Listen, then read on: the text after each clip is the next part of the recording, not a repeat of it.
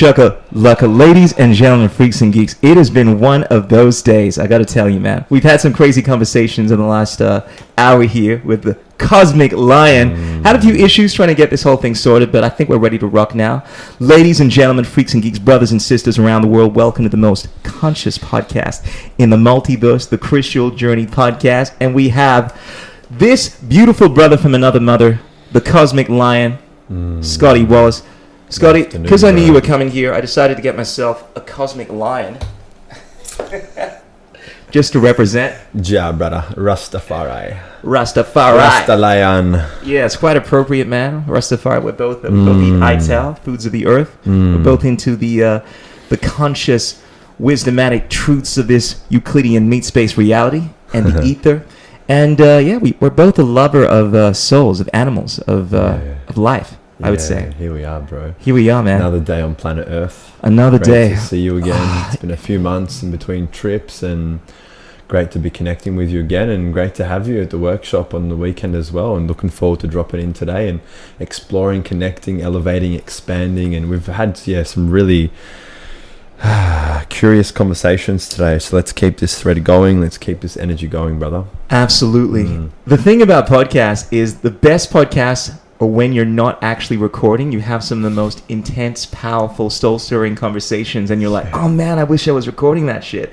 So I'm going to try to delve into some of the topics Scotty and I have been delving into for the last hour, just now, random conversational jiu-jitsu sessions here, and broadcast that out to all you beautiful people. But first and foremost, ladies and gentlemen, be sure to give us a like, a follow, tell your mom, tell your friends about me. You can find me on the Spotifys, on the iTunes, everywhere. You know what it is. Give us a review. Scott Wallace, first and foremost, yes, I did check out your grounding session.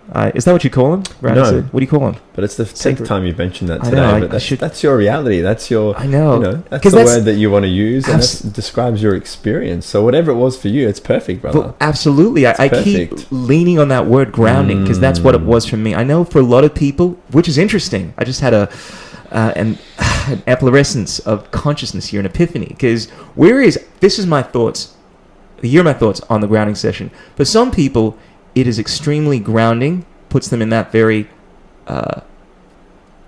rested state. For other people, it opens up this flood, opens up the floodgates, and there's this overwhelming of love, call it what you will, and you see that. Yeah. I feel that. I got to experience that. For me, it was a beautiful experience in that for 2 hours, got to go through a meditative, powerful, sacred breathwork journey where I really got to center myself, calm myself, and others around me. I got to a close friend of mine I brought to the event. Really was shook up by it, and in a powerful, positive way.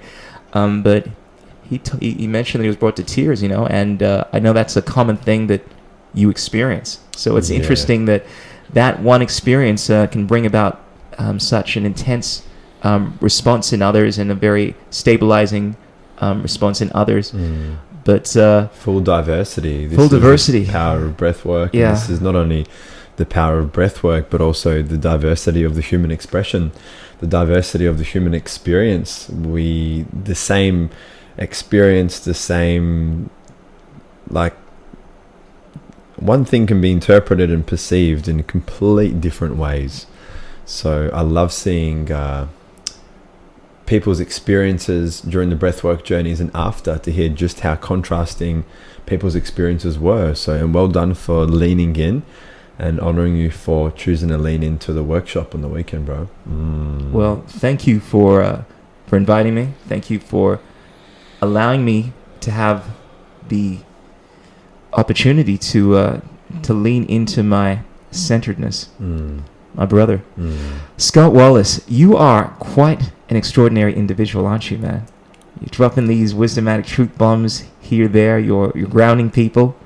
I'm going to start off, man, with this podcast here by asking you something I'm pretty sure you didn't see coming.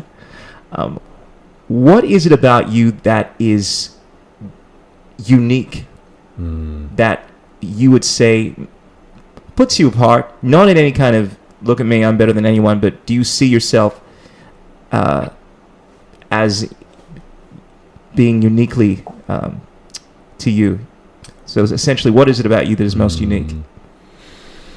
No one else is me. No one else will ever be me. I have my own unique blueprint, my own lens, my own beliefs, my own experience. Like, everything about us is diverse, and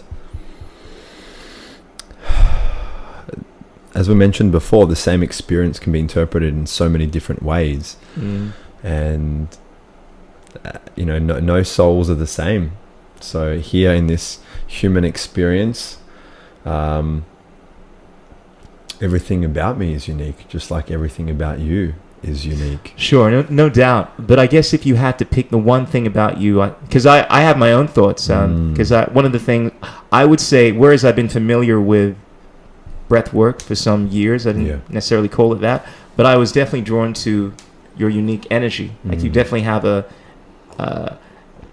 essence about you, and I know I just thought it would be interesting. That's the word, brother, essence. Yeah, just in terms of how you perceive yourself. I mean, look, we're all unique individuals, but I often, for instance, see myself as being far more outspoken, extroverted than most people.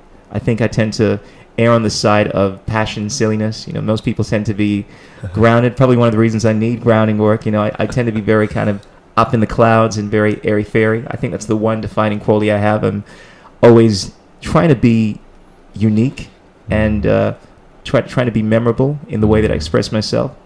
But you particularly, I see as being very centered, grounded. You come from a very heart space. Yeah. But even the way that you talk, it's with a very conscious tone.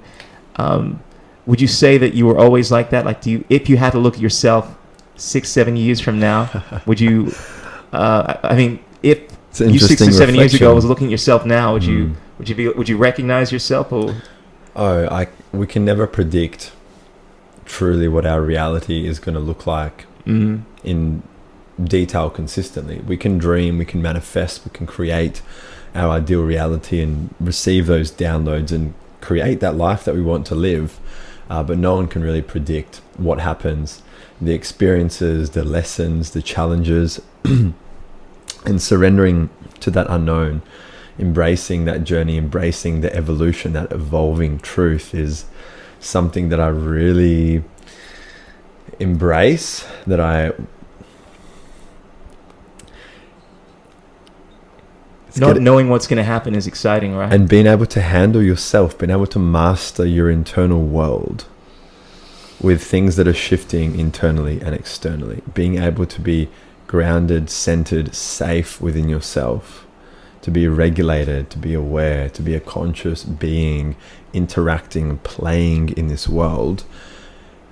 We get to be the conscious creators of our reality. On one level, I feel that what we see externally is often just a projection of our own unconscious mind, our own patterns, our own programs, our own lenses that we're projecting outwards.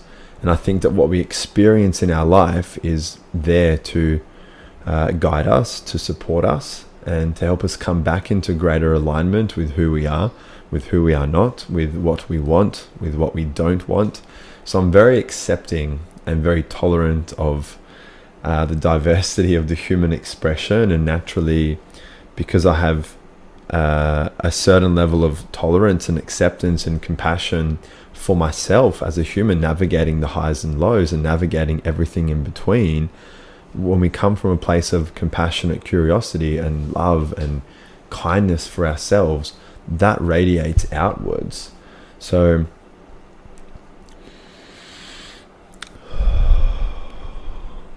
that's all I want to talk about right now. Yeah, I very much have experienced that. I want to recall an experience just the other day where I got to see that in action. I think a lot of people, because I know I've done this, have been kind of called out, sometimes in a minor passive-aggressive way, and they tend to react. And during the last session that I was involved in, and I think people have experienced this before. Basically, I think one of the participants mentioned that he made an effort to try to get a hold of you, but you weren't as timely in your responses or something or other. And I could tell that this guy seemed a little agitated. And I've been there. I often don't respond to messages because I'm like, well, look, I got other things I'm doing, you know, and I tend to be more confronting when someone has a go at me. But I really admire the fact that you, in that space, you own that you weren't necessarily the best at getting back to people. Yeah. And you took ownership of the situation. And you were definitely coming from this place of groundedness, but also of compassion and understanding of yourself. And you didn't feel the need to kind of bite back. And I found that to be a beautiful way of handling the situation, because it's something that I've struggled with myself, because we were touching on this earlier. Not to say that he was biting, but you know, the perception. Sure. Well, that was my perception. But I think it's clear to see that. I mean, he mentioned as such that, you know, he had, in the tone, I think anyway, that he, you know, was, and it can be frustrating, you know, that he was trying to get in touch, but it's not the frustration, but it's that he had, but it's just more the way that you handle that situation. And we were having a conversation earlier just about creating barriers. I think this is something that I think not only I struggle with, but I think a lot of people do. Boundaries. It can be difficult when, whether it's on a business level or a personal level, there are different relations that we have with people when you're trying to be respectful. Because I've been in situations where I can't get back to everyone, you know, but sometimes people expect that you owe them this because they might support you one way or the other. And if you were to spend all your time trying to get back to people, or everyone, you know, you wouldn't have time to focus on yourself. And sometimes I feel as if people are asking too much, and I feel the need to set my boundaries very clearly. And sometimes I guess the way that I respond can leave an unpleasant feeling for some people. So it's always tricky trying to balance that boundary, whether you lean towards being very firm. I love this thread, bro. Yeah, and I wanted to delve into this. Let's explore bro. this, because I wanted to give respect for the way that at least I saw you handle this, and kind of get your thoughts on how you would handle situations like this, where you are confronted with wanting to set boundaries and also wanting to be compassionate, understanding, empathic. Let's delve into that. So, firstly, I think that radical self-responsibility and radical accountability for our experience, for our actions, for our lack of actions, for our integrity, for our lack of integrity at times is really important. And we first start by moving away from a victim mindset to where the world is happening and things are happening to you, to realizing, oh, things are happening for you and for me. And taking it a step further, things are actually happening through you and through us as vessels, as conduits, as channels, as we continue to learn more about ourselves. We have so much data and feedback in our reality, in our experience, that we can take on board to help us, you know, put it into our own processing, our own thoughts, our own reflections, to help us come into greater alignment, to help us learn more about ourselves, to refine how we show up, to refine how we communicate, to just embrace what is. So yeah, in that experience on the weekend, I acknowledged that my communication had been shit, and it's a thread that's been present for me. And what do I mean by shit? Well, as a business owner, as a coach, as a mentor, as someone who values my health, my well-being, as someone who's extremely motivated, driven, and inspired to create change in the world, I create a lot. I've been traveling a lot, especially this year, as I was talking about earlier. I've had a couple of weekends free since May, and it's been workshops, events, domestic travel, East Coast, West Coast, LA a few months ago. And I've been living that life this year, which has been my ideal reality. So our resources in terms of our time, our energy, our finances, these are really important resources to work with and to understand how do we use them, how do we share them, how are we going to do what we want to do, create what we want to create with these resources. And in terms of communication, I like going deep with people. I enjoy going deep. So for me, there's times where I want to say, it varies for me, whether it's someone who's just reached out wanting to work with me, whether it's a friend, whether it's family. But the thread that's been present for me is I haven't been as responsive. I haven't been timely. And sometimes this has been intentional because I haven't wanted to respond to someone. I haven't felt the energetical pull or desire to reach out to someone or to respond because I'm under no obligation to. I have no need to. And actually, at the end of the day, to follow what feels most aligned for us as sovereign free beings. Now, that comes at the cost of potential clients. Sometimes that comes at the cost of people's feelings and emotions being present for them. And at the end of the day, that's their responsibility. It's not mine. So it's actually getting clear on discerning between what are our priorities, who are our priorities, and from a perspective as a coach and as a business owner, who am I here to serve? Who do I want to invest my time, energy, resources, magic, essence into, and who do I not? That's my choice. And especially this year, my communication hasn't been great, and I own that. And this hasn't been great with family at times, with clients at times. And I had this deep realization about a month ago. So what I come to realize was the part of me that wasn't responding to people was an unconscious power play. This is at least one part of it. If I'm not responding to someone, then there's a part of me that is in a position of power because I have control over whether I respond to someone or not. Okay. Now in that, where the shadow and the unconscious behavior comes into this was, if there's someone wanting to get a hold of me, whether they want to work with me, whether it's family, whether it's friends, and I don't respond, it's like I'm in control. I feel free. I feel sovereign. I get to do what I want to do. That obviously comes at the cost of relationships and potential clients and etc. So there's a freedom piece in there, but the deeper thread, I came to realize that by keeping an open loop with people, I was actually part of me felt wanted and needed by someone, which fed into my desire to be wanted and needed, to be of value, to be enough, right? We're going into some deep threads here.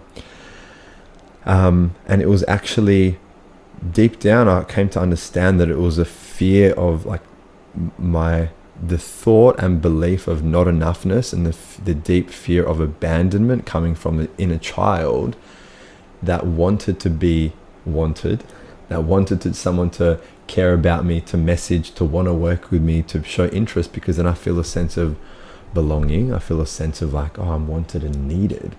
So I've done some deep processing around this over the last few months. It's very deep processing to understand that little nugget. And this is the work that I'm so passionate about, is helping people understand what's getting in the way of them living the life they want to live, of feeling the way they want to feel, to bring the unconscious patterns, programs, beliefs, conditioning to the surface, to be understood, to be witnessed, to be loved on, to be processed, so people can live more empowered and expansive lives. Because now that I have that understanding, I go, I've seen that pattern. I understand that I get where it's coming from, and now I can show up differently. I can choose differently. And so there is a piece there in terms of understanding the deeper patterns and programs that are influencing our behavior, our decisions, and so much. And of course, in that communication piece is a piece on boundaries, and boundaries are really juicy, can be really challenging, especially when it comes to getting clear on what our boundaries are physically, emotionally, mentally, financially. Oh, absolutely. This is a sensitive one, because you mentioned just a while ago that you had an experience in a workshop where one of the clients was perhaps crossing boundaries. Don't know if you want to go into that, but I've definitely experienced, I think this is something we just deal with in a day-to-day capacity, where when it comes to consensual relationships, there's always a point where, even though it's consensual, I feel like this is somewhat tangential to the boundary discussion there, because it's when I choose to to be with someone, for instance, this is from my experience, if they've chosen to be with me, I usually tell myself, look, it's fine, regardless of what happens. However, sometimes if I'm looking further ahead and I know that this isn't right for them and it's going to be damaging to them in the future, right? Now, granted, it's consensual. Granted, I've respected their boundaries. Someone might be fine with me being them. But if you're trying to have a more meta, empathic understanding of a situation, like one of the attitudes that I've adopted recently is to remove myself from a situation if I feel as if I am not being of benefit to someone. I see the relationship as being damaging for whatever reason. For instance, I guess to make this clear, like a situation where someone is being clingy, and I know that because I don't feel the same way, it's not requited that ultimately I'm going to end up hurting them. Because one of the things I've noticed is that when you let someone in and you're not fully in, when you cut them off, it's even more damaging for them. It would have been a lot easier if I kind of just made it very clear, wasn't interested. But I find even when everything is respectful and consensual, I find that it's very easy to take advantage of people, sometimes unbeknownst to you, unless you're really conscious about whether it's right for them. This is when perhaps you have a bit more experience and you have a better awareness of the situation. I dig this. Yeah. Have you experienced anything like this where you know that, look, someone may be wanting to be with you, but you know that it's not right for them, and you can see somewhere down the line that it's not a good idea, that kind of thing? Yeah, we can explore that. Yeah. Thank you for sharing, bro. And yeah, big piece on boundaries, big piece on getting clear on what we want, on what we need, on relationships, on communication. Firstly, I believe that, and I think I've mentioned it in this podcast, I can't remember, but I believe that everything we're experiencing, seeing, witnessing, hearing is just a projection of our unconscious mind. What we're seeing, the way we're interpreting things, it's through our lens. We have a unique lens, so we may not be seeing something for what it really is, but we're seeing it for how we see it or think it to be, based off our own paradigm of the world, our own worldview. So irrespective of how someone else is showing up, it's actually more to do with us and how we show up, what we choose, how we want to communicate, and what we do with what we're experiencing. So as I shared previously around getting clear on what we want, getting clear on what we need, and feeling, does something feel aligned for us? Does something feel good in our body? Are we feeling that forward curiosity and momentum, or are we feeling contracted? Are we feeling restricted? Are we feeling small? Are we feeling pulled back? Are we feeling like we're in a state of fear, or are we in an expansive state of love and forwardness? So it's not to say that if you feel contraction, that it's not coming from a place of love. The experiences we feel in our body mind system is there as a little bit of data, a little bit of feedback to help us connect with what's happening beneath the surface. So if we feel that we're not wanting to connect with someone and we don't feel that pull, then it's important to own that, to communicate that. And this is not from a place of being right or wrong, just honoring, this is what we want, this is what we need, this no longer feels aligned, and I'm not wanting to delve more into that relationship with that person or in that moment. It's like honoring the evolving truth. What do you want and need in each moment? And it's our birthright to change our mind with the direction to which we want to take our life. It is our birthright to shift, to chop, and to change. It's our birthright. There's a consequence for everything. Absolutely. And there's an impact for everything. Mm-hmm. But where I see a lot of people going wrong, including, this has been my experience, and it's also with my clients and community, is where they may get clear on what their boundaries are and what they need and want, but then an opportunity comes up and the universal law of demonstration kicks in, and it says, hey, you want to work on your boundaries, you want to get clear on what you need and want, well, here's an opportunity for you to speak up. here's an opportunity for you to assert your boundaries and to own your boundaries. And that's when a lot of the fear can kick in, because it comes to a conversation. Maybe it's with someone who we're relating with, or a colleague, a client, a family member. And that moment comes up and we go, I don't want to actually do that. But we say yes.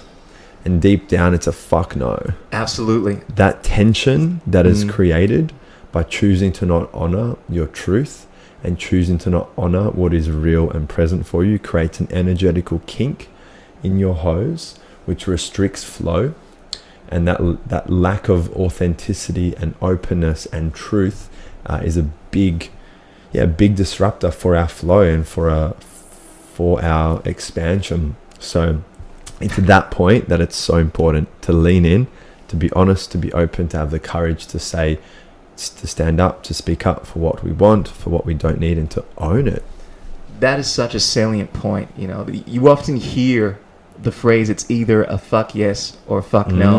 And I find I'm someone that's not a fan of the maybes, of the I'm not sures, all that kind of stuff. I mean, I am in the sense that if someone is saying that and energetically I can feel that it's a fuck yes, fine, I'm down with it, But to me, vibes speak louder than words. And I listen to how I feel. I listen to how someone feels when they're around me. And, I'm not a believer in this idea that everything is perception. Their energies are a tangible thing. You're not just feeling something. Yes, there's an element of your perception that is influencing how you perceive it. But there is a common objective truth that we all experience as well. It's kind of like a paradox, right?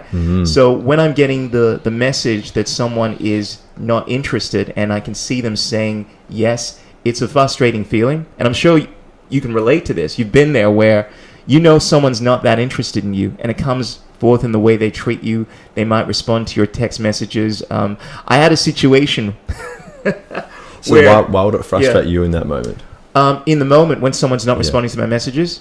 Or you feel like, I thought you were saying before that they said they are interested, but energetically you feel like it wasn't. Maybe I misheard that. Yeah, that's a good point. I'm glad you asked that question, all right? Because it makes me feel as if they don't really value me. And even if someone is going through the motions of being with me, acting in a certain way, if I know deep down that they don't actually value me, I don't want to be with them. It's this pity that I feel people show where they do something they don't really want to do it. This kind of touches on what we're talking about there, like being honest about what you want. There's nothing more frustrating. I think we can all relate to this, right? Well, at least this is my experience. When someone is doing something for you, but you know that they don't want to do it. Like I get off emotionally, energetically, spiritually, knowing that I'm having a positive influence in someone. This is one of the reasons I love things like comedy. Like, it makes me, granted, you're making someone laugh, you're making someone feel good, but it's good knowing that not only you enjoying the moment, but you're having a positive influence on someone. They're enjoying that, right? When it's a situation where you don't feel as if someone's getting something beneficial from the exchange, regardless of what I'm getting, it doesn't feel good. It's like going into business with someone where they consented, they paid you all this money, but they're not happy with the final product. Then you leave the interaction feeling drained. There is nothing better for me than leaving a situation. Yeah. And I feel like, for instance, you go on a date with a girl that is super interested in you, all right? You're I've gone on dates where I wasn't sure, right? But then the level of enthusiasm that person has had towards me has made me even more enthralled, because there is something really emotionally satisfying, energetically satisfying about knowing that you're having a positive influence on someone. It makes you feel good. It makes you buzz. But when you leave an interaction with someone, it's not even about the rejection, because I can deal with that. I get rejected all the time. It's what I do. I'm a musician. I'm an artist. You have to deal with no's. But it's the kind of passive rejection where someone doesn't reject you off in your face, but that they're not enjoying the interaction. So that's their truth. Yeah, that makes me not want to reciprocate that. I hope that answers your question. That's why I don't like being around someone that doesn't value me, because one, it's a waste of my energy, and it doesn't embolden me. Like I feel good knowing that I am doing good or I'm having a positive influence on people. I think as human beings, we want to, it's not just about what we amass for ourselves, but it's about knowing that we're doing something that's going to live on, that we're impact. And I don't think that's an egoic thing. It's I think we all want to matter in the right kind of way. Totally, bro. And that's what it's about when I look at the interactions that I have with people. And deep sense of belonging, the connection, the love, the support. We want to feel seen. We want to feel understood. We want to have that love. We want to feel that. And that's something that is cultivated internally.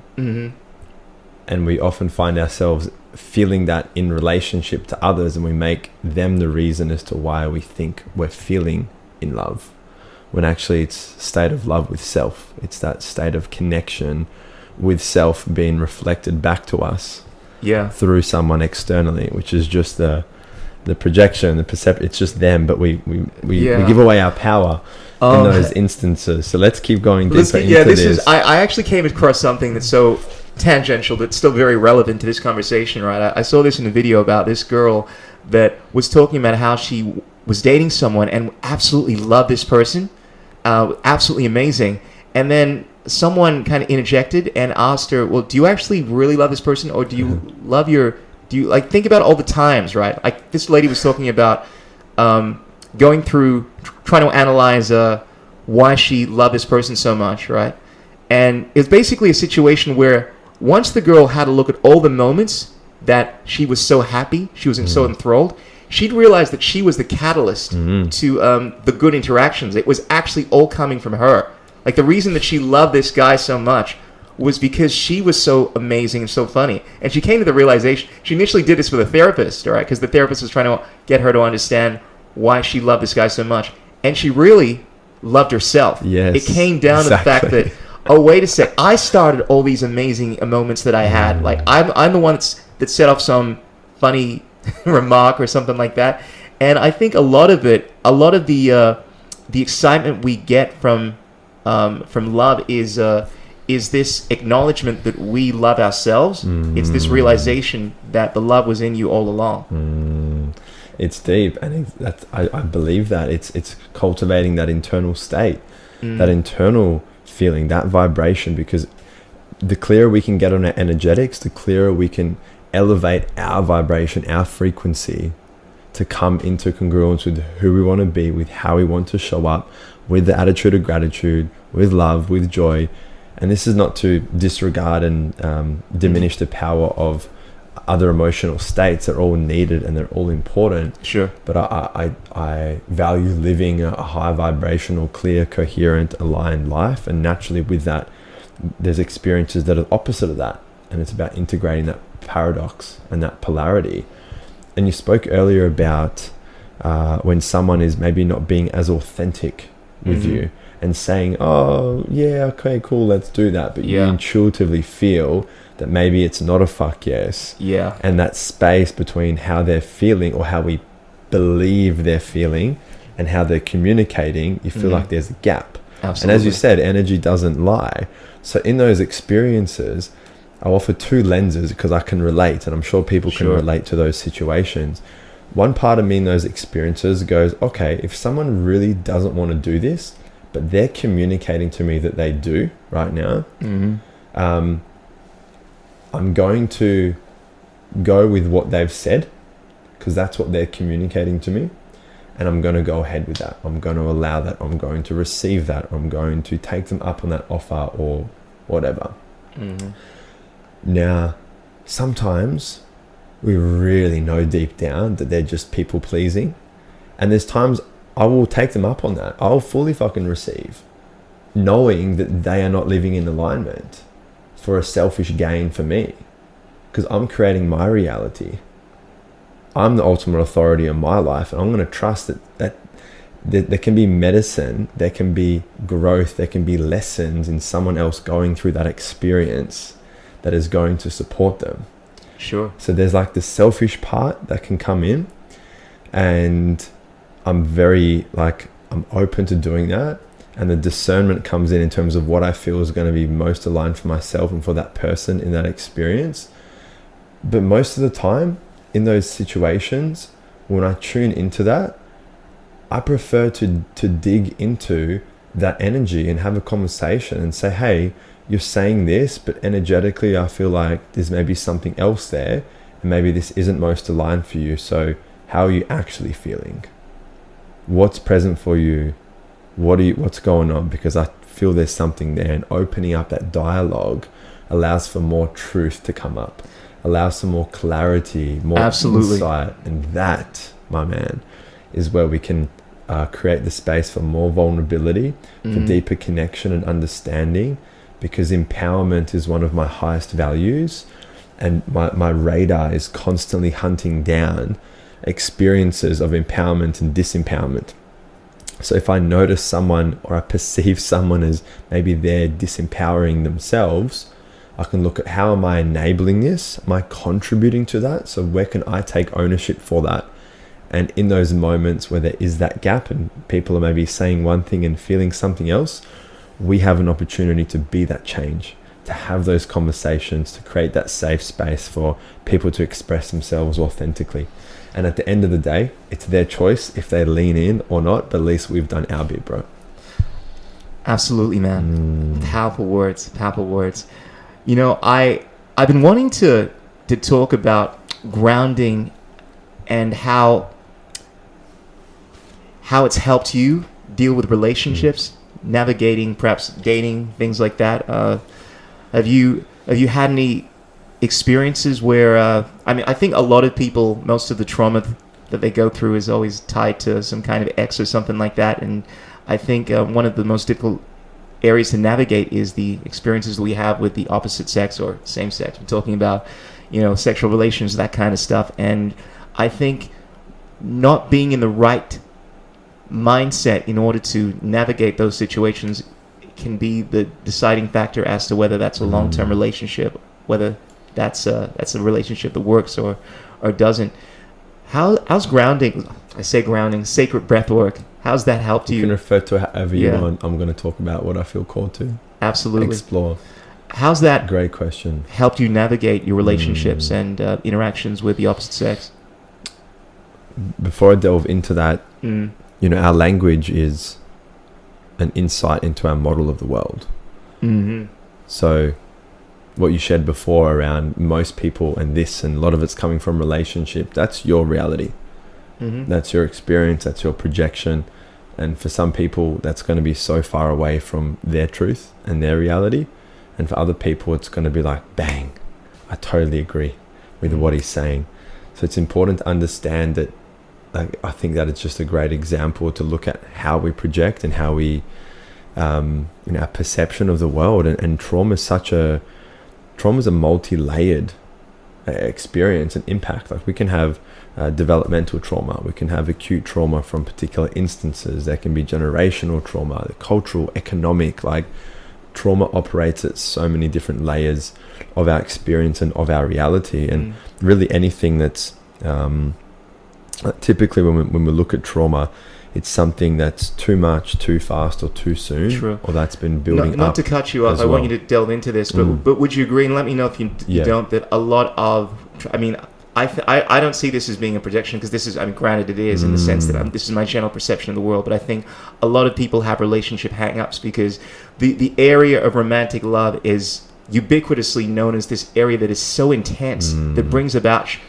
it's so dangerous, but it's so satisfying, right? It's called... I feel you. Yeah, Plato referred to this as eros, and always made note that this is the most dangerous kind of love, because this is the kind of stuff that makes people go to wars, right?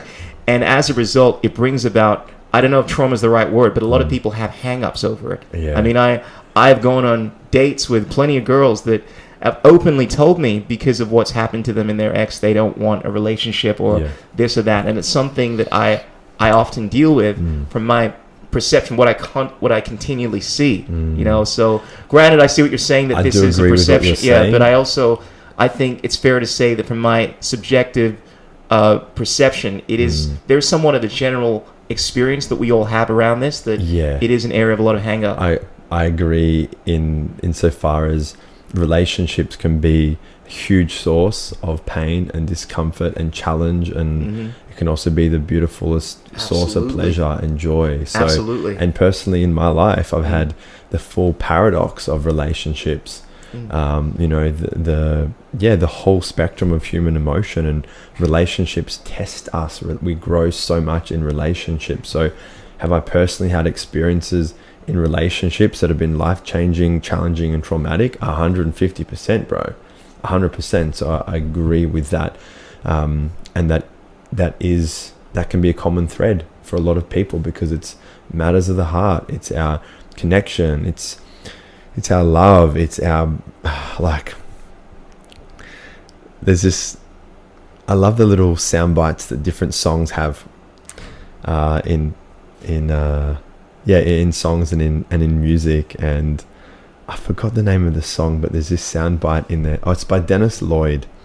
I forgot the name of the song, but there's this person talking about how relationships are the biggest source of all our ups and our downs. It's a full paradoxical experience. So I'm a musician, bro. Like, the 80% of songs are typically connected to love. You know, there's a reason why most people make so much of art around this one area.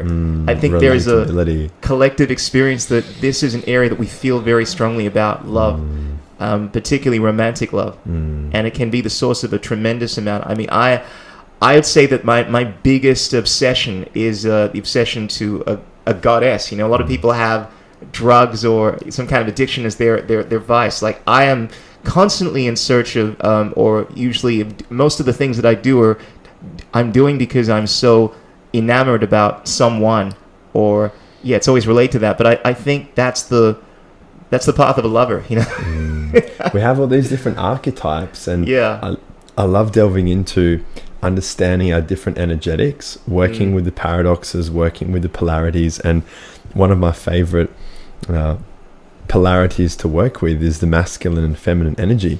Understanding how we work with these energies and the contrast between them, and how to harness our masculine and our feminine energy. And I've had clients over the years that are women, and clients that over the years that are men, and different ratios at different times in terms of the biological sex of and the gender of my clients. Now, what I see this is anecdotal based off my experience, is a lot of men that I've connected with are stuck in a hyper masculine state and are not allowing themselves to tap into their innate feminine energy that exists within them, because I have been conditioned to see, if we're men, we've got to be masculine, and anything feminine is lesser than, and it's not the way we should be, and it's weak to be emotionally expressive and to cry and to be unput together and to be chaotic and all of these things. It's deep conditioning. And so I've seen with a lot of the men I've worked with, to support them to tap into giving themselves permission to feel more, permission to express their truth more, permission to be imperfect, permission to not always be that rock and that solid rock, and to embrace their sensitive, intuitive, emotional, gooey parts of their human being. Yeah, it's interesting to hear you say that, because I know that, as you say, masculinity, men that are masculine not being feminine enough, most people associate masculinity as being devoid of femininity. I see masculinity as having these qualities that are also inclusive of what we'd associate with feminine qualities as well. Like, the ideal man, like a man that is truly standing in their power, is not only driven, is not only protective, is not only wise, but is loving and compassionate and vulnerable. Yes. It's kind of like the yin and yang. Like, granted, we have masculine and feminine. Like, I think they are actual archetypes. Like, we understand that there are certain things that have feminine energy. I feel they're real energies, but absolutely. At least help us understand them. Yeah, absolutely, right. But you have a look at the representation of yin and yang, right? And within the yin and yang, yes, you have like the masculine and feminine pole, yin and yang. But within each polarity, you also have a small part of the other within it, because the idea of having completely yin energy without the yang is destructive. So ideally, to be truly yin, you want to have a bit of the yang within yourself. And this relates to masculinity. There is nothing masculine about being so masculine that you're devoid of compassion and love. Yeah. You see someone suffering and you're like, oh, pick yourself up. Who cares about, I did everything myself, so you should be able to do everything yourself as well. Whose voice is that, bro? I don't know, some guy that has no vulnerability, no compassion, and that is not masculine. And I think the most beautiful thing is when we see this interplay of someone that is in their masculine and someone that is in their feminine. Yeah. And I'm not talking about sex, male or female here, but I'm talking about energies. Like integration. Absolutely. That's when you see this alchemy of opposites at play, where like I love guys, love masculine energy. In terms of what I go for in a woman, I'm more drawn to women that have that feminine essence about them, but not to the point where, for instance, they have no direction, nowhere. Like I consider one aspect of masculinity to be conscious driven. This is the logical mind, having a clear understanding of things to some extent. Yeah. Like the idea of being with someone that has a complete suppression of the masculine, as in they're all in this space of everything is everything and there's no logical reason behind anything. Whereas I prefer women that are obviously very intuitive, creative, and so forth. There has to be some level of masculinity, and when I say that, I'm speaking about the conscious logical archetype. Yeah. And this is how I look at it. I think the problem is people think that it's completely one or completely the other. Yeah, I agree. Like it's important that we understand and embody all of these different energies, and the more that we can understand about our masculine and feminine energy and how it plays out and how to work with it, then we're able to expand our range. There's times when, and I've seen this so much in business and over the years, to create, to produce, to make decisions, to be cutthroat, to be making choices, and to leaning in, to saying yes and no, and to bring in that sort of truth out that just cuts through the bullshit, to be decisive, to be clear, to be self-led, to lead others, to offer direction, to offer support, to offer guidance. Fundamental. And that certainty, great. And then in the contrast, we have and the masculine mind is very logical. It wants structure. It wants order. It wants to understand everything. And then our feminine part of our brain, and the feminine part of our energy is like surrender, trust it all, allow it to flow, full flux, in and out, whatever will be, will be. And the more that we can integrate all these parts of us and just allow them to be and work with them, great, we can create really a lot of change. And I see within a lot of the spiritual community, and I've seen it with clients where they're wanting to build their business, wanting to earn more money, wanting to serve more people, wanting to create change in their lives, and they think that just sitting there and meditating for 3-4 hours a day is going to change that. Like, learn to take responsibility, take accountability, and actually take aligned action to create change. Otherwise, if nothing changes, nothing changes. So that's an example where I feel the feminine energy and the feminine energy is only gets us so far, and we've got to take aligned action to create change. And at the same time, knowing when we're taking aligned action and we feel that we're moving forward and things feel like they're not flowing, things are not changing, then we've got to know, okay, now I'm going to soften, surrender, and trust the universe has got my back, that I'm supported, and things are going to turn out how they're meant to. And it's just navigating that paradox and that polarity as best as we can with what we know and what we have. And no one's got a formula for this, but I feel like our inner guidance, our intuition, and listening to the data and feedback in our body-mind system, and listening to our thoughts, noticing our thoughts, can help us navigate those dynamics. And in a relationship, to have that fire, to have that passion, that polarity's got to exist to work with that. Powerful. I could not agree more. That's how I see it anyway. Oh, bro.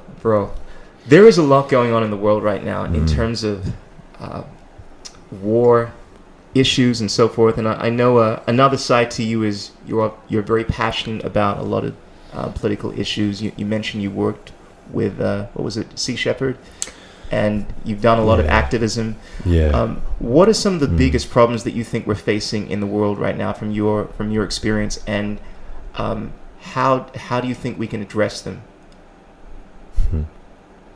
Beautiful, challenging, confronting, exciting question.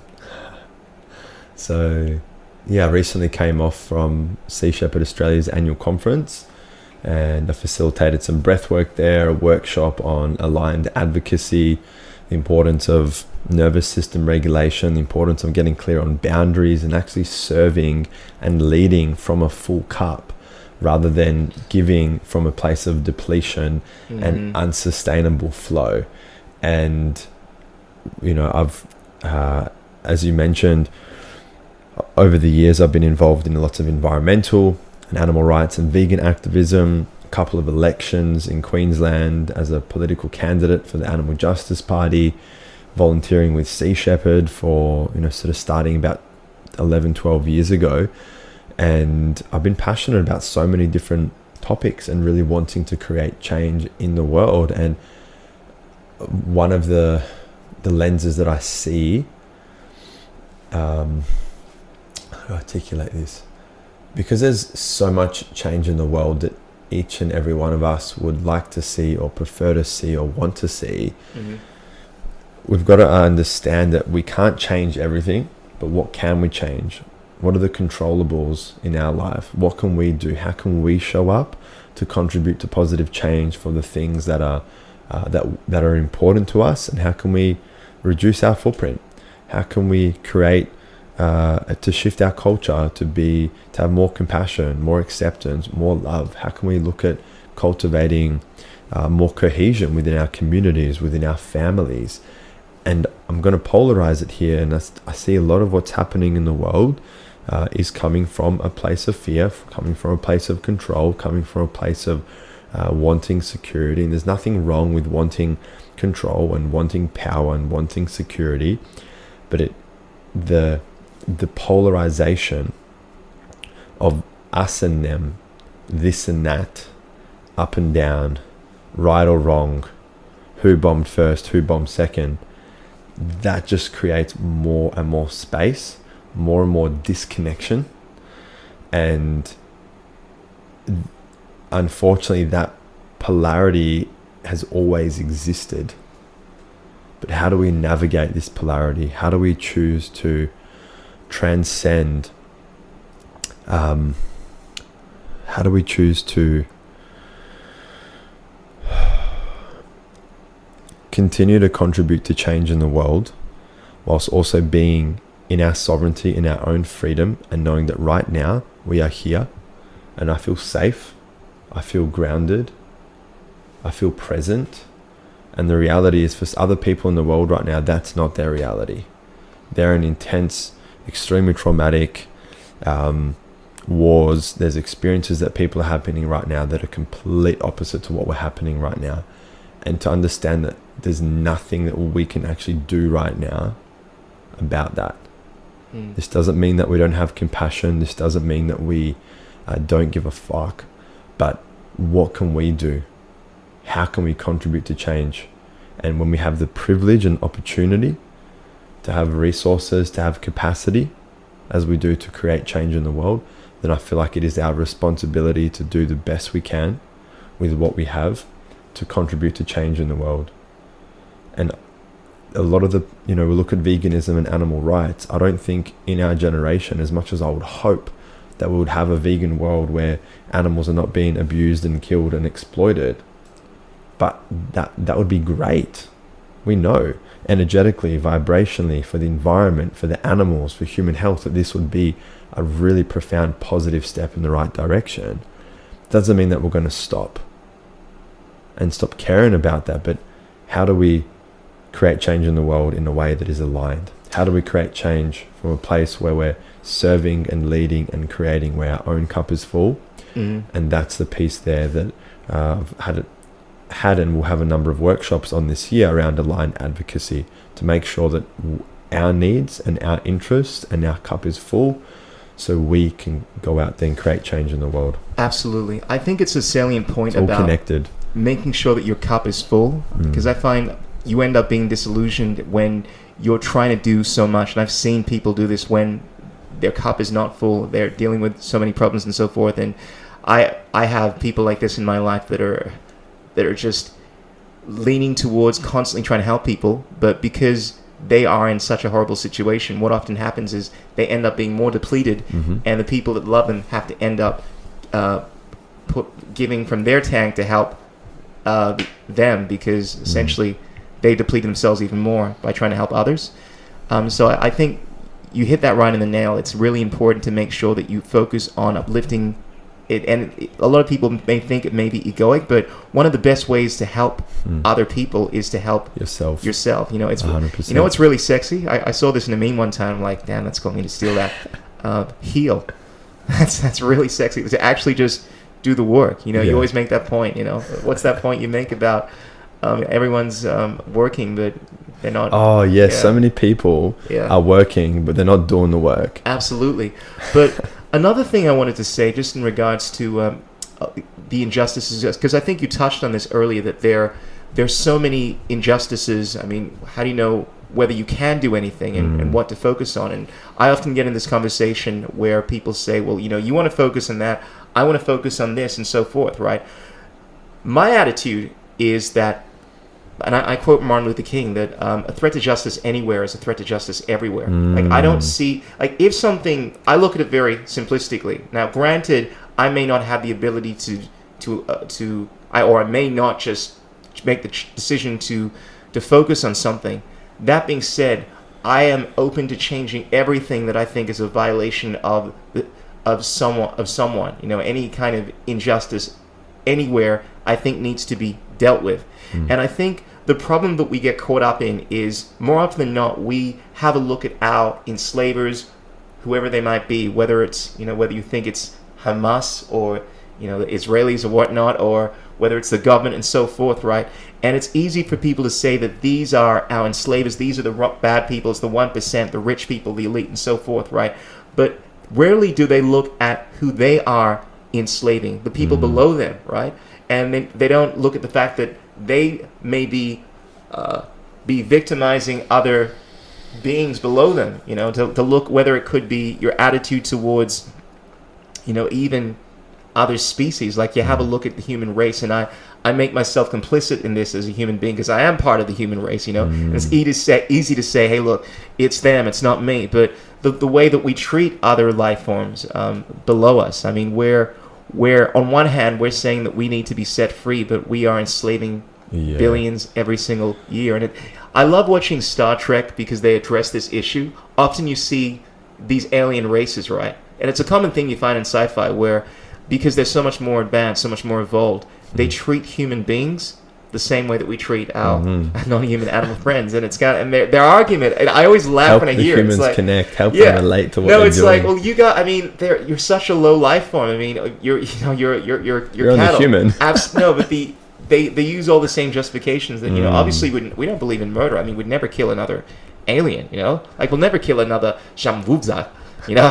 Jamvuzzas are the best. Like, we will never hurt them. It's wrong to kill them. However, you guys are, you're not human, so it's all right for me to enslave you. That being said, they're also dealing with some kind of persecution from some other superior power. So there are always levels to this, in the fact that it's very easy to say that, hey, look, there is, I know what's wrong with the world, and it's these people the problem, but seldom do people actually want to look at what they're complicit in. Yes. And as Mahatma Gandhi said, you know, you be the change you want to see in the world. It always starts with, I would say, doing what you can to not be complicit in something that you don't believe in, as difficult as that may be. It might be as simple as not supporting an organization you see as doing horrible things. Yes. And it always starts with the individual, and then work your way up. But it's very difficult, I think, as human beings, for us to look at ourselves as being the aggressors in any kind of it's fundamental. We need to, and I'm so glad you brought this point up, and this is what I want to bring in, just in bringing some energetical closure in my mind, or some more perspective to what we're talking about before. self-accountability and self-responsibility, understanding and owning how we are showing up, what we are doing, how are we contributing to more problems, how are we contributing to more pain and more suffering, how are we being the abuser, how are we being the oppressor, how are we being the persecutor, how are we being the victim. To understand that all of these archetypes and all these energies are a part of our experience. And people try to create separation and space between them and us, and right and wrong. And I now see the world in quite a different way when it comes to these challenges and experiences and problems. Because if we are all truly connected, then everything we're seeing and experiencing in the world is just a part of us. Everything is just a part of us, one part of us. And it can be the manipulative, abusive, violent part of our dark masculine energy that's playing out somewhere. And it can be the seductive, emotionally manipulative part of our dark feminine energy. Like all of it exists. And people don't want to acknowledge where they're not showing up in integrity. They don't want to acknowledge where they're not necessarily it's confronting for some people to accept and acknowledge when they're contributing to problems. It's often unconscious, but you touched on a really important point there, bro, is understanding that this is all out there in the world, and what can we do within our power, within our truth. And one of my favorite mottos or mantras is listen to your heart and speak your truth. To own that, to follow what feels good for you. And imagine if we lived in a world, brother, where everybody had an opportunity to live out their soul's mission and to live out their soul's purpose, where they had the courage to speak their truth, to honor what they need, to get clear with their boundaries, to bring their essence to the world. How much change that would catalyze in the world. How much change. Absolutely. Something I wanted to add to this is that whereas I see that we are connected. Oh, there's something else that just came through. Okay, I'll let you shoot that. This is the second bit. Okay. So a short answer solution to what's going on. Sure. In this fucking holographic projection simulation of our life right now. Choosing to do the deep inner work. Understanding that I am you and you are me. So what I do to you, I'm doing to myself.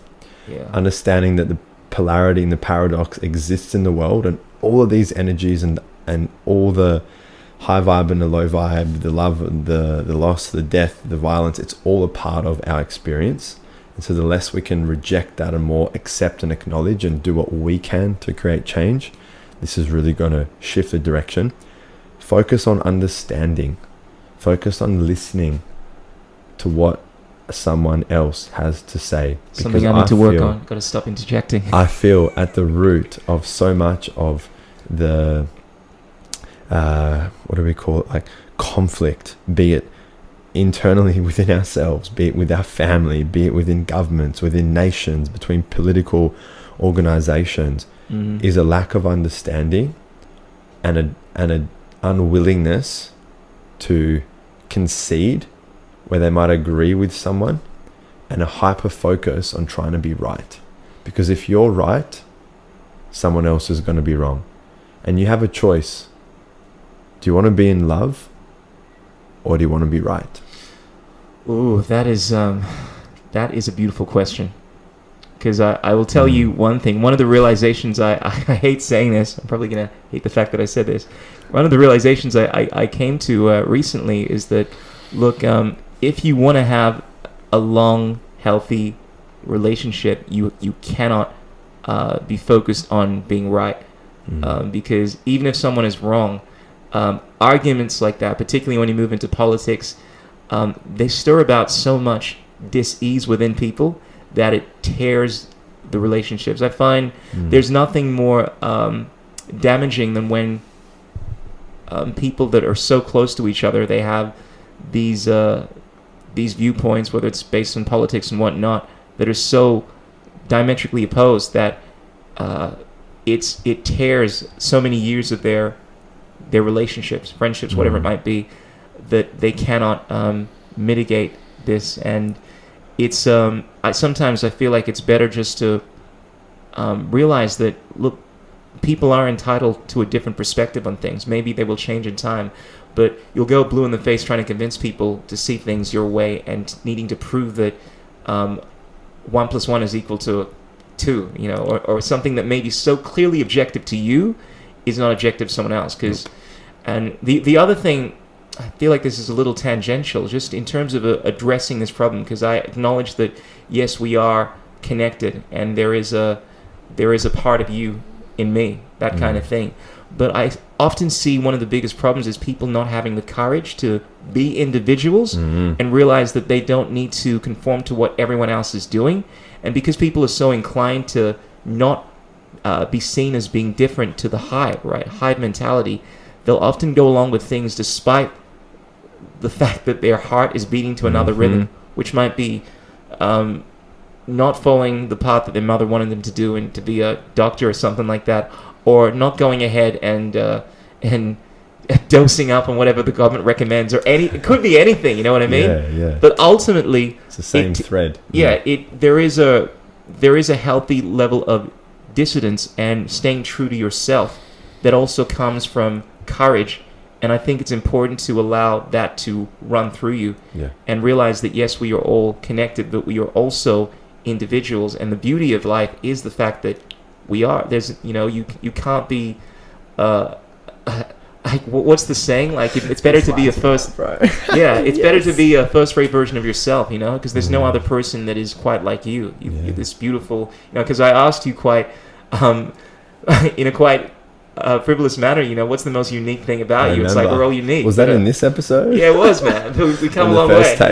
But there's beauty in that. And a lot of people, I feel like, they don't want to acknowledge their own uniqueness as it's some kind of it's a dirty thing to do. Cool. I feel you. And I see, because I work and coach and mentor a lot of other facilitators, business owners, practitioners, people who are here for big, wide-scale cultural transformations, spiritual awakenings, a lot of people that are here to ascend humanity. And it's a part of the work I do is on the ascension path.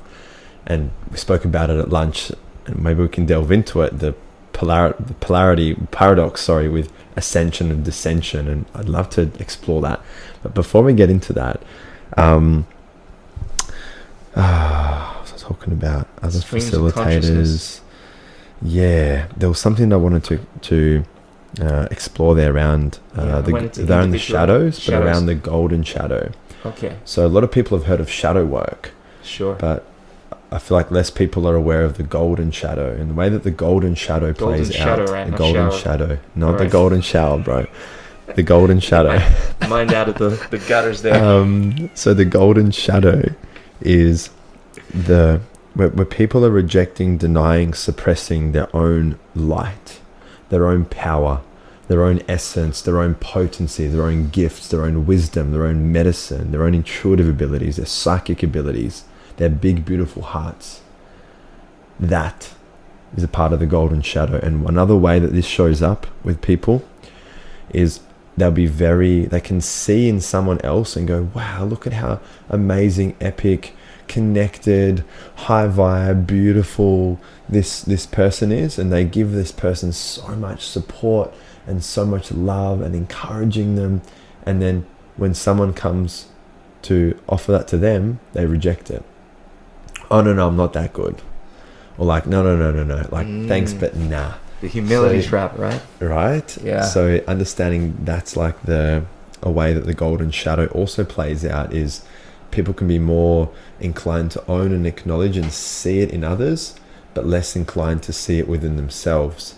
And that is something that really needs to be reevaluated. Ooh. Because we need other leaders of the new earth, other change agents, the medicine men, the medicine women, the artists, the creative, the business owners, the entrepreneurs, the gardeners, the IT people, the finance people, everyone in all friggin' areas of the world and of the globe to bring their unique essence, to step into their truth, to step into their power, to own who they are, to own what they came here to do, to own their imperfections, to own their fears, to own their love, to own their light, and to connect with one another on that level.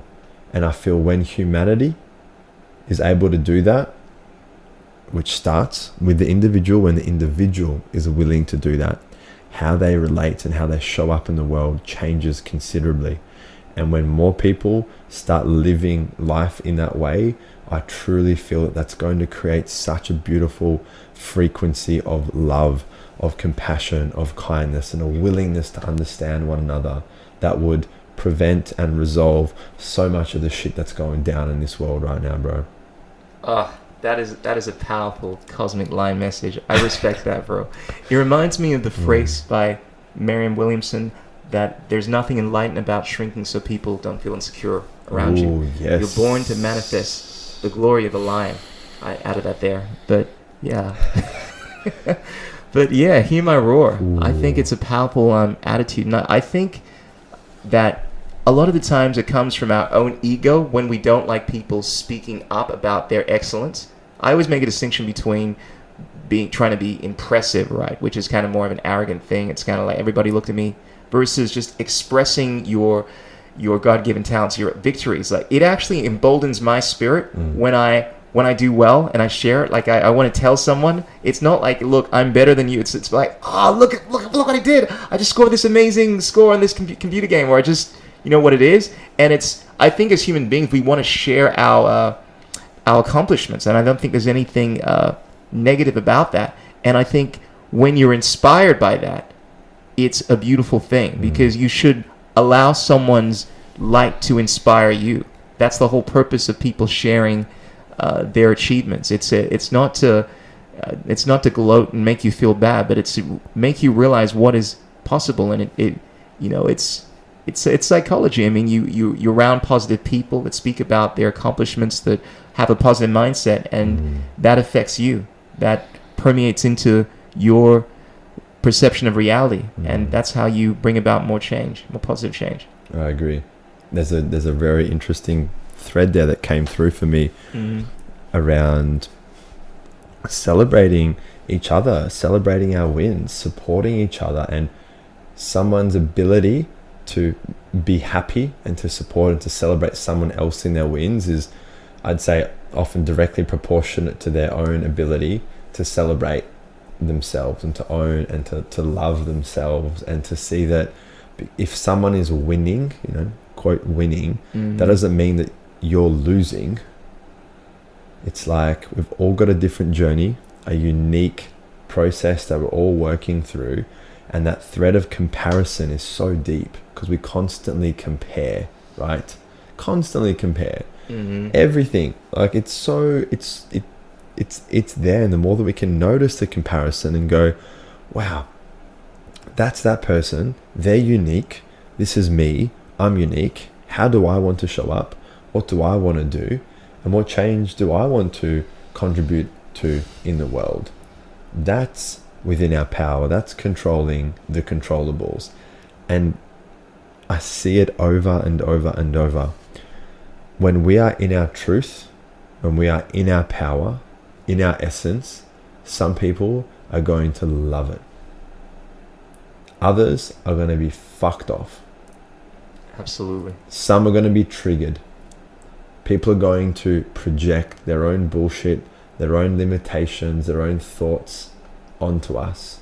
And our willingness to step into the arena instead of sitting in the sidelines and watching the game and watching the players play the game, our willingness to step down into that arena, open ourselves up to emotional risk, open ourselves up to be witnessed, to be seen, open ourselves up to being projected upon by other people,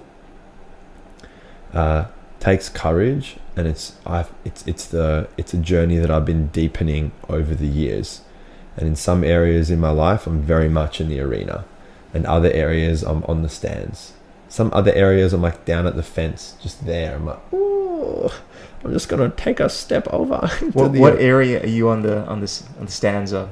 So, leading from the thread of communication, I've seen that with my relationships, both intimately and also with my family at times this year, and my friendships, I've been in the stands.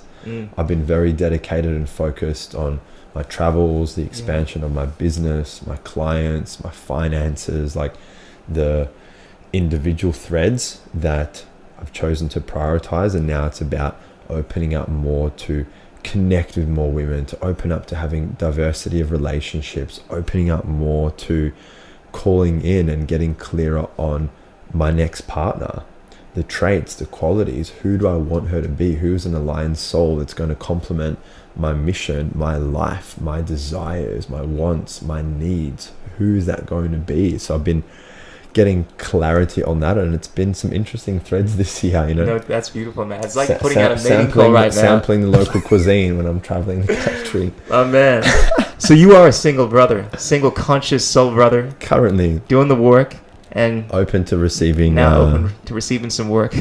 I want to, before we go, if we delve into that, that's cool. But one thing I want to speak about, sure, man, when it comes to this speaking of our truth, when it comes to embracing the diversity in the world, the more that we have a regulated nervous system, the more that people are internally grounded and confident within themselves to own who they are, to feel safe in their bodies, then no matter what's happening outside of them, they're going to approach situations, they're going to approach conversations, conflict, potential reactive situations from a place of more clarity, living in alignment with who they are.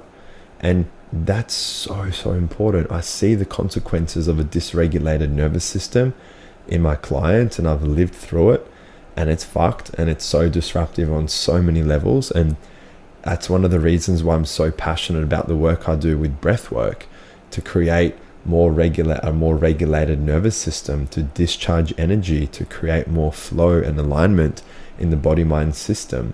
Because when internally you're feeling unfuckwithable, because you're in your truth, in your power, in your gut, in your energy, then that's going to attract and repel other people. You're going to affect the world. You're going to bring your essence out. And even when there's projections, even when there's fears, even when there's doubts, even when our family, friends, random strangers start telling us how they think we should or should be showing up, how bright we should or should not shine our light, how outspoken we should or shouldn't be, you can actually just allow all of that to be, to just allow it to be. And it doesn't need to affect us and change how we show up. That for me is that's a superpower. That is, whereas I asked you what area you feel as if you're on the sidelines of, I would say my area is wanting to be more comfortable in any situation, because it's like it comes and goes. It's like, the best way I can relate this is this, I used to watch a lot of Kung Fu movies as a kid, right?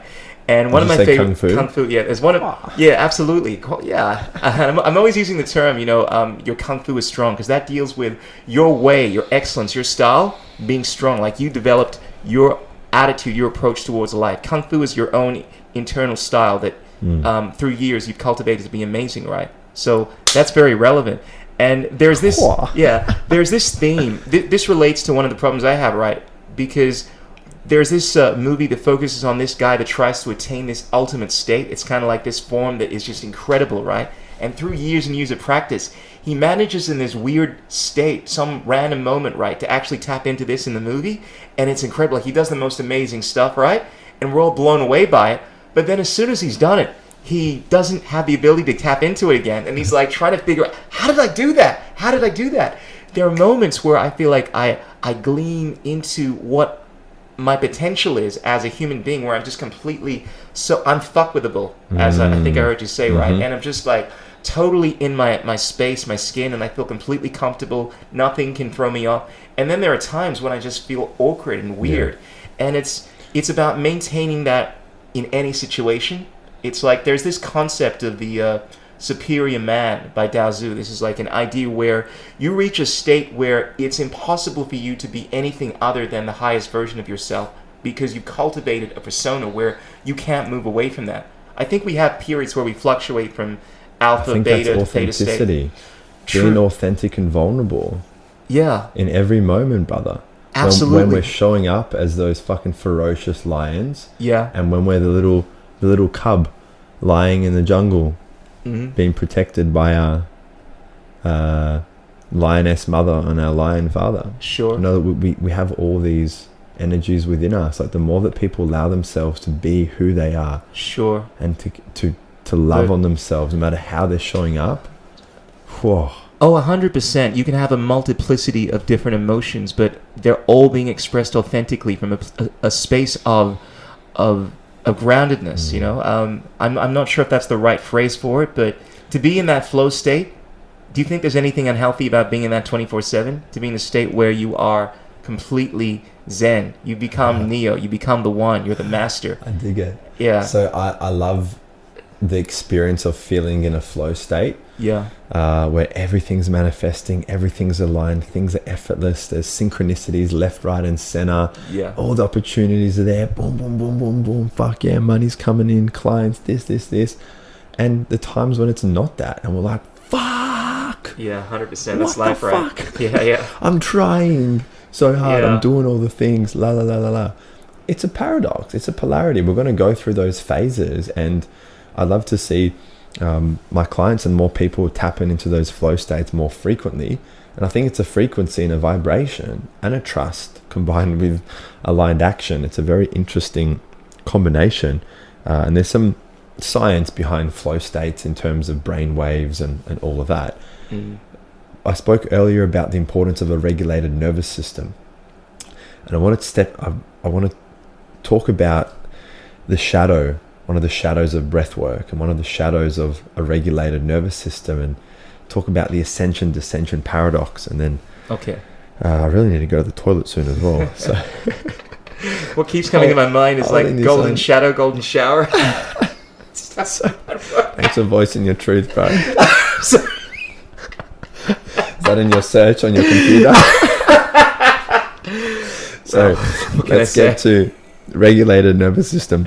All right. I have become so damn good at regulating my nervous system to feel grounded, solid, clear, connected, and present, even in the face of abusive behavior, even in the face of reactive, aggressive, horrible comments and experiences, and really traumatic things, to still be zen. Your kung fu is strong and grounded on the inside, right? Now, I've learned some lessons in those experiences. One, of my resilience, of my patience, of my perseverance, but I've also learned my boundaries, and to know that we can be non-reactive and more responsive and recognitive in situations, but we don't need to stay there. We can get clear on where we want to be, how we want to show up, and what we will or won't tolerate. Now, the other part of nervous system regulation is when stress kicks in, when anxiousness kicks in, when fear and doubt kicks in. A lot of people don't know how to work with it. They just feel the overwhelm, and they just want to feel differently. They want to shift that energy, and we're not taught how to do this at school. At least I wasn't. And nervous system regulation, the power of breath, the power of meditation, of mindfulness, of becoming that observer of our experience and bringing compassion and non-judgment and acceptance and love to ourselves is so, so valuable. Now, because I've done breath work, there's maybe only been a couple of days, maybe half a dozen days in the last couple years where I haven't done my breathwork practice.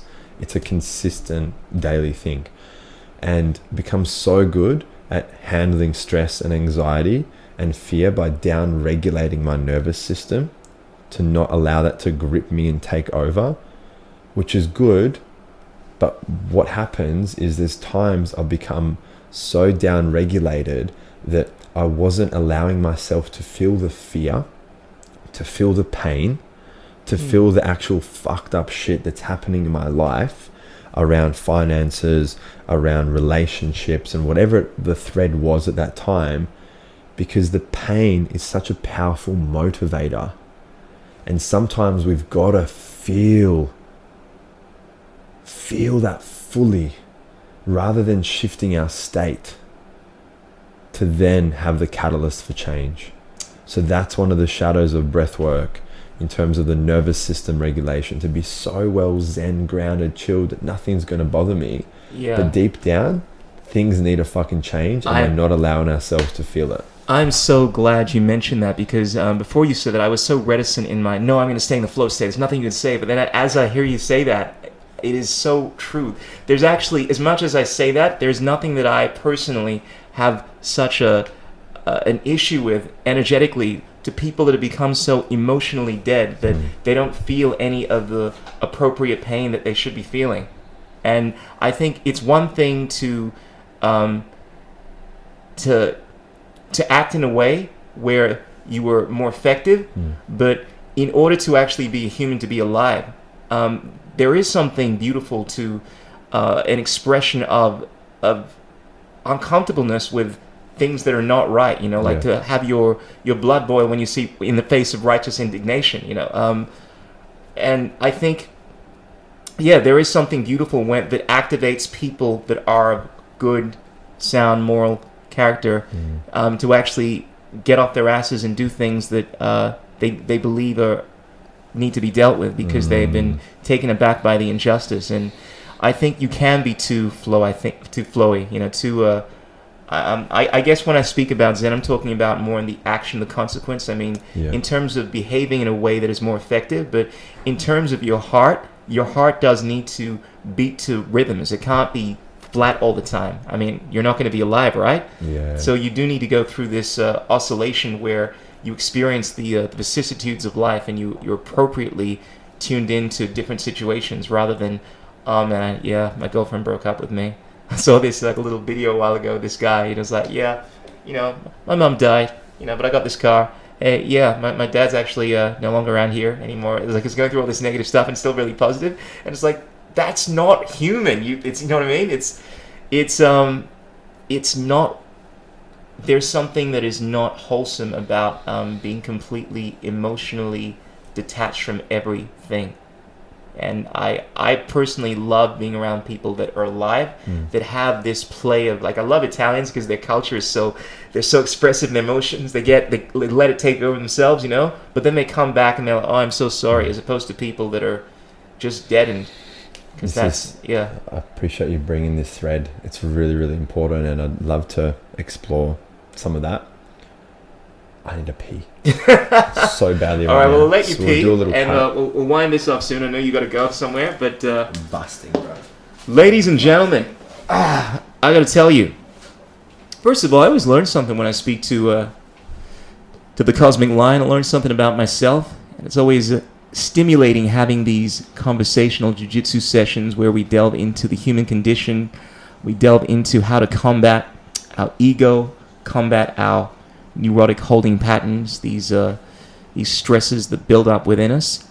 And I think these conversations are important. Sometimes, unless you actually speak to someone to get these ideas off of your mind, you don't know how strongly you believe them, whether it's politics or whether it's your ideas on how the world works, your emotions and so forth. So that's why I'm always having these conversations. I mean, one is I love putting this content out there. Be sure to tell your mom, tell your friends about me. Check us out on the TikToks. And let us know if you're feeling this stuff. But it's also an opportunity to explore the inner and outer space that we are immersed in. On that note, back to the Cosmic Lion. What were we talking about, brother? I know exactly what we're talking about. Glad. The experience of when you feel that people are emotionally void, or they're feeling disconnected and not showing up, detached. Absolutely. So this is actually it's a common way to approach pain and discomfort and trauma, by detaching, by numbing, by dissociating, because people just want to feel better. And if they're not feeling the way they want to feel, sometimes the body-mind system gets overwhelmed, and the best thing they can do is to actually just disconnect and disassociate. Yeah. Because if they're feeling, then they're going to feel. And it's overwhelming. And they're going to feel both. Can be. They're going to suppress, they're going to feel the harder, dense, maybe more uncomfortable emotions. Mm-hmm. And it's also going to, they're also going to feel the positive love and the joy and all of that. Like when we block off to feeling, we're blocking off to feeling. You don't just get to choose what feeling, cut this and not that. Like, you're either open and receptive to experiencing what it's like to be a human, embracing the highs and the lows, or you're not. Absolutely. But it's a really common mechanism. So important to acknowledge, to accept, and the power of giving ourselves permission to feel. I cannot understate the importance of this. Giving yourself permission to feel what is alive, what is present for you, what does your body want, what are your desires, what are you needing, what is your truth in this moment. And to acknowledge that, a lot of people are getting stuck in these patterns of blocking, resisting, numbing, disconnecting, and it's affecting their health and their well-being. So a lot of the work I do with my clients is around creating energetical flow, free flow of emotions, reevaluating their relationship with themselves, to know that if you're feeling something right now, whether it's comfortable or uncomfortable, you are feeling, which means you are alive. Absolutely. You are here in this timeline, on this planet, a living, feeling human being. And that is worthwhile. How beautiful. So whenever I'm going through difficult, disruptive times, I just remember that I'm feeling, which means I'm alive. And even feeling numb is a feeling. Like, it's still a feeling. It's a feeling, but it's an absence of that intent, that thing that we associate with life. You know, like there's apathy, right? And then the inverse of that is the life force. It's passion. You know, so I look at I've heard people often say that, you know, the opposite of love is hate, but the opposite of love is apathy. You know, in a sense. And interesting. Yeah, it's that numb state where you feel nothing. I often have said this. I'm so glad we touched on this thread, because this is a big thing with me. This is actually a big pet peeve I have. Whereas people, as a society, we frown on addiction. It's a horrible thing when someone gets overly caught up on anything. The stigma. Outside of the obvious ones that we always turn to drugs and so forth, addictive things, but anything can be considered addictive. Like you focusing too much on your work, on your passion, or it could be anything. I think equally so, if not more so, is the issue of people not having any passion, anything that they love so much that they would do that to infinity, right? Because whereas there's this attitude, all things in moderation, I think my philosophy, which I've taken on recently, it's an interesting right? comment, hey? Yeah, but because this is what the ancient Greeks would say: all things in moderation, besides sex, drugs, and rock and roll, right? And I'd say there are certain things that you should be so passionate about that you shouldn't moderate. Like, for instance, my passion for love, animals, things that I am excited about.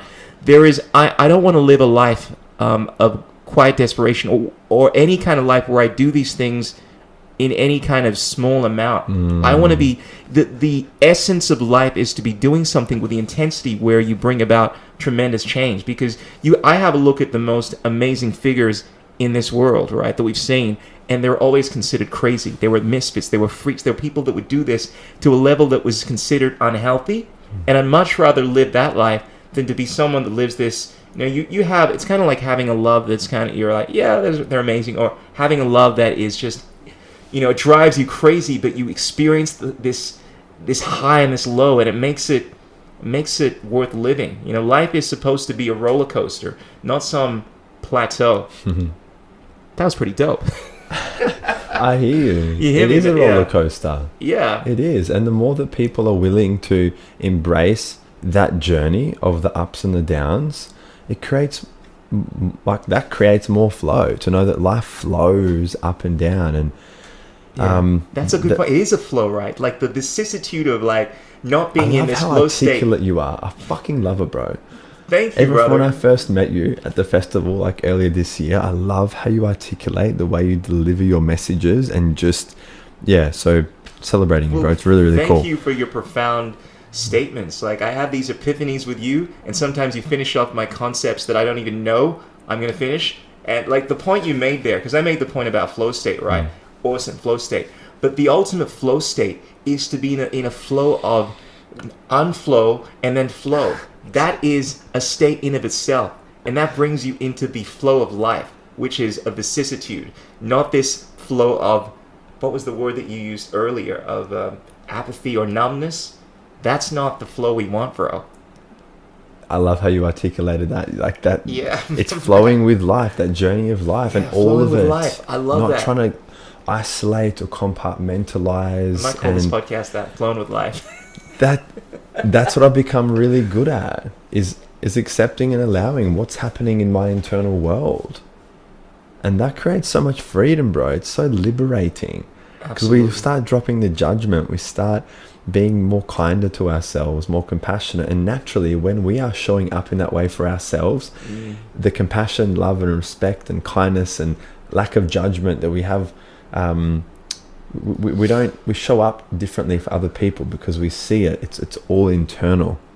That's what I was going to say about you, and I keep bringing back to this, man. I know you know this about yourself, but one of the things I most liked about you when I first met you, and I've noticed this having gone through your I'm not going to say sacred breathwork session, is that you create a space where people are able to unapologetically be themselves, even in the way people were able to just express their weird, ums and like vocal sounds and so forth, not feeling inhibited by any kind of social inappropriateness. That's beautiful, and personally, I love that kind of energy. I love interacting with people that are weird, people that don't have any hang-ups over doing inappropriate things. The people that I've had in my life perceived inappropriate, right? Influenced me to be who I am have been like that. They just do weird things, and they say, because it gives me permission to be like that. And I think you said something to that effect when you were doing your introductory session, or you're essentially walking us through sacred breath work. Don't be afraid to express yourself. And that is a beautiful thing, because it's rare that we experience social events where there isn't this this collective feeling to be like everyone else. And I mean, that's one of the beautiful things I think that you do, that is inherently unique about you. I love that reflection. Thank you, brother. I'm so glad that you see that and that you felt that in that space, and that is a very big intention of mine. It's all in the framing, all in how I communicate, and it's that safe, open, expressive space that I create with all my work as best as I can, knowing that some people may feel that way or they may not.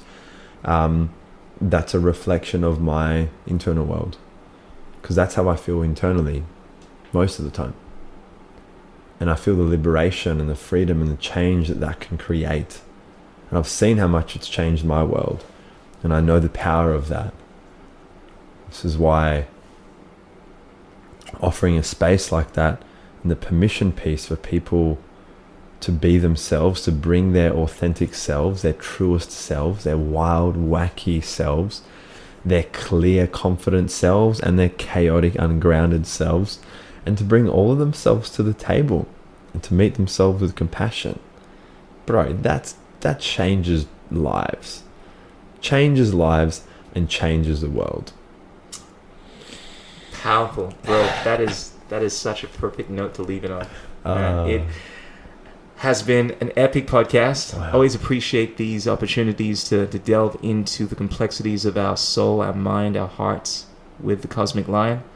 And I know you got an event coming up, and bro, you're always working. You're always doing the work, working on yourself. Do you want to just give us an insight into what's up into the Christmas time and the New Year for you, and just how people can get a hold of you? Yeah. Finish it there. Thank you, brother. Thank you for today. It's been potent. It's been beautiful. Likewise. For those of you who are wanting to lean in, for those of you who are curious to work with me, I'd love to share a bit more about my offerings, and they're constantly evolving. Like, the work I do is diverse, everything from one side of things, which is the deep healing, the trauma release, and on the other side of things, supporting people to elevate their energy, expand their business, create more alignment in their life, thrive, come out of survival into thriving. Like, that's what I love doing. Got to add helping guys find their mates. Soulmates, all of them. Like, yeah, brother. There's this. It's a big energetical spectrum. So at the moment, a lot of my focus is on supporting and working with other facilitators, coaches, other leaders of the new earth, business owners, entrepreneurs, change agents, to support them to do that deep inner work, to support them to realize their full potential, their full power, to have a regulated nervous system, to cultivate that internal confidence, that alignment with their relationships, business, finances, emotions, all of it. So I've got an event happening this weekend called Aligned Leaders, and it's an event tailored for that niche and that demographic. And we're going to full-day workshop, and I've been running this workshop in Sydney a few weeks ago, and now Melbourne. And it's all about alignment, empowerment, business, breathwork, mindset, energetics. It's a really juicy day. So I'm going to be running this event next year throughout Australia. And I have a number of group coaching programs as well when I'm working with people online. And depending on that particular group, there is particular, like, essentially for different types of people, I have different offerings. So I've got group programs. I've got some 3-day immersions that I'm planning for next year throughout Australia, Melbourne, Sydney, and the Gold Coast. So they're going to be coming up soon. And yeah, group coaching programs. I've got a stream of one-on-one work that I do with people, whether it's face-to-face or online. That's like the go all in on life and business and fucking elevate your state and just get all the guidance and support that I have on offer. And then I've got my public events and my sort of lower entry, front facing work that I do. So I'm a diverse human, but my coaching, mentoring, and breathwork offerings are are constantly evolving as I find new ways to support people, as I listen to what my clients are wanting and needing, and I continue to meet their needs. And as I continue to upgrade, up level, and evolve, naturally who I work with shifts. Naturally, the caliber of my clients, their mindset, their mission, their energetics are also matching mine. So it's being able to just see who I'm aligned to work with. So yeah, more than happy to have conversations with people, despite my communication challenges at times. Reach out. I've got behind here is my main landing page, the link tree. But yeah, there's contact details there, coaching applications, calls. I've got some content, but for those who want to work with me, come weave. Let's have a conversation and see how I can support you, your business, your team, your organization to take things to the next level, create more ease and flow, create more alignment, and flowing with life. Cultivate that inner unfuck with ability. Fuck with ability. I love it. Suri Namaskar. Namaste. One thing I know, if you don't have already, I'm sure you're working on, we got to get some audio podcasts, things that you've done what the people can download, because I'm not sure if you moved into that sphere yet, but I would love to be able to, because I know you're putting out music, or at least you're working towards that. Yeah. In terms of having content that people can download, that I think that would be awesome for you, because I'd love to go through a guided meditation. Yeah. I don't know, but I would imagine there might be some people that maybe are not ready to be in a more public environment, and feel comfortable opening up to being themselves, and tune into my content online. I've got some guided practices. Oh, you do? But not audio. A lot. Audio?